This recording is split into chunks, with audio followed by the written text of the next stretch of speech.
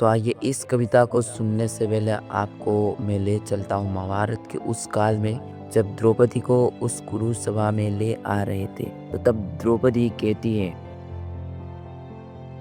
सभा में खड़ी में प्रश्न बनकर, सभा में खड़ी में प्रश्न बनकर, राजाओं की नज़र में धूल थी, धर्म वहाँ था मौन पड़ा, धर्म की आंखों में पट्टी बंधी थी, 5 पतियों की मैं लाश थी, 5 पतियों की मैं लाश थी, इस कुल की मैं कुल वधू थी, अग्नि से निकली मैं, अग्नि से निकली मैं याज्ञसिनी थी, पांचाल की मैं पांचाली थी।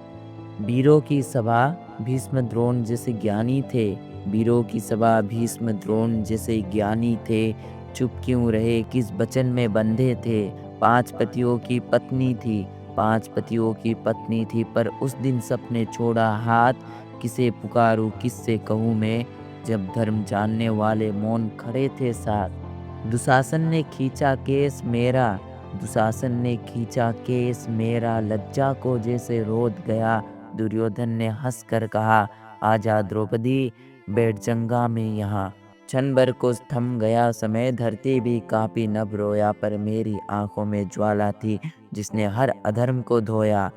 दुशासन ने खींची साड़ी मेरी, दुशासन ने खींची साड़ी मेरी, अंत में याद आए गोविंद मुरारी, क्या गोविंद नाम का उच्चारण, साड़ी पर साड़ी खींचता रहा दुशासन। चिरहरण होना था मेरा, चिरहरण होना था मेरा, पर किसे पता था गोविंद साथ था मेरा।